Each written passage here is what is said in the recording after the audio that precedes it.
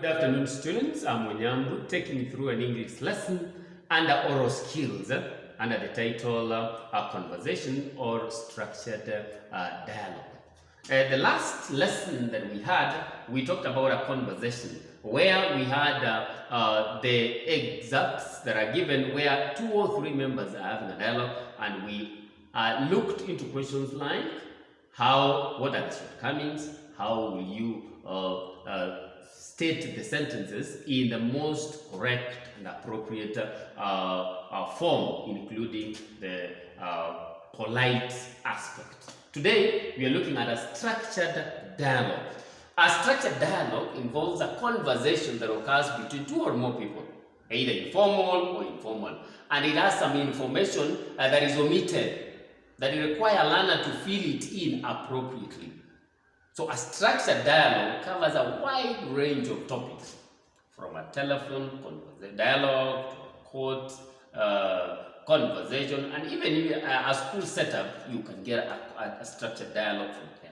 One of the things you should note every time you are handling a structured dialogue, number one, it is good to understand that the types of dialogues that we have in our in normal literature. One, we have a debate. Number 2, we have a corporate dialogue where we involve a team in a discussion. A discourse dialogue where we have a speaker presenting a given topic, and we have a diatribe where we have a dialogue containing 2 or more people.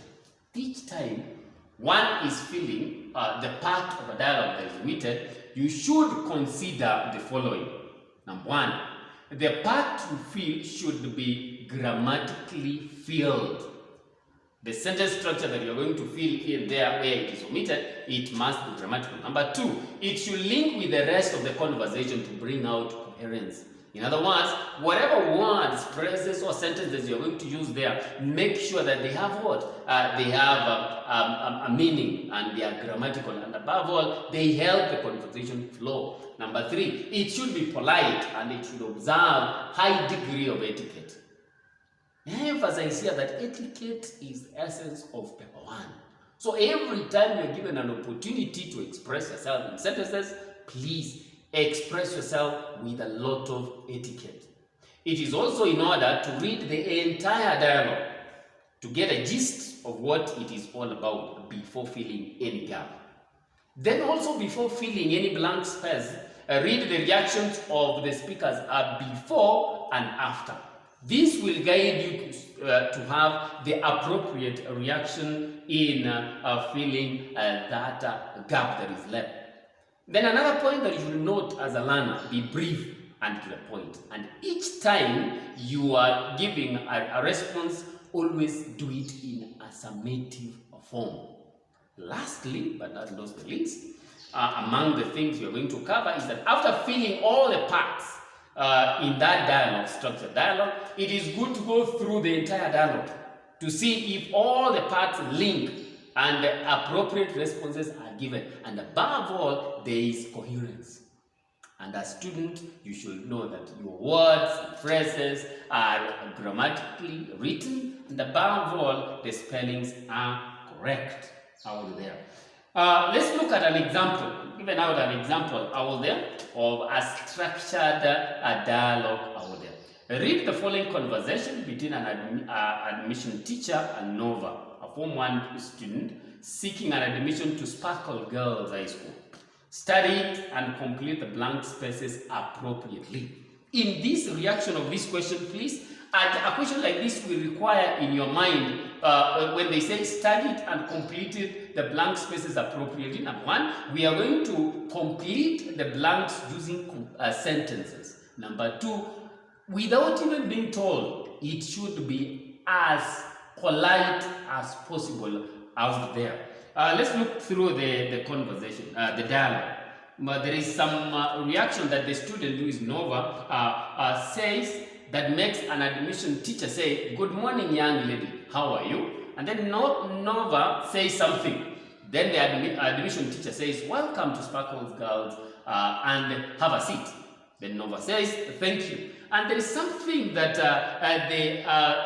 the admission teacher says that made Nova to react that I am Sudanova Yvette.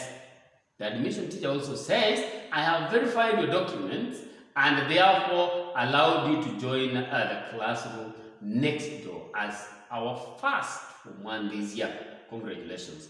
And then there's something Nova as a student says, and then the conversation ends. So one of the things that we have to look at in this conversation is that we've said, number one, please read the entire conversation. Number two, feel appropriately using simple sentence in summative form, and above all, very, very politely. And finally, always observe etiquette. Always observe etiquette in any conversation out there. Some of the reactions of the answers out there could have been, Nova could have said something like, good morning, madam. That meant the teacher to say, admission teacher to say, good morning, young lady. How are you? And then Nova says, fine, thank you, madam. And then the admission teacher says, welcome to Sparkles Girls and have a seat. And then Nova says, thank you, madam. And the admission teacher says, what is your name, please? Then the student reacts, I am Sudanova Yvette. And the admission teacher says, I have verified your documents and therefore allowed you to join the classroom next door as our first Form 1 this year. Congratulations. Then Nova says, thank you very much, madam. And then the conversation ends. One thing that I want to emphasize in this conversation, very, very serious, is that it must be in complete sentence. It must be as brief as possible. Then number three, it must be polite. Etiquette plays a key role. Without having etiquette out there, you will not score actually out there. And this applies across to all structured dialogue every time. So essentially, as a student, try each and every time to practice, ever practice, and see the right appropriate response that you can give. And always every response is supported either by words that come before or words that come after out there. Just to wind up, there is a conversation out there. There's a conversation on a telephone conversation between Mr. Onyambu, your father, a supplier, and you. Your father is out and you have to answer the call. Complete it using suitable responses out there.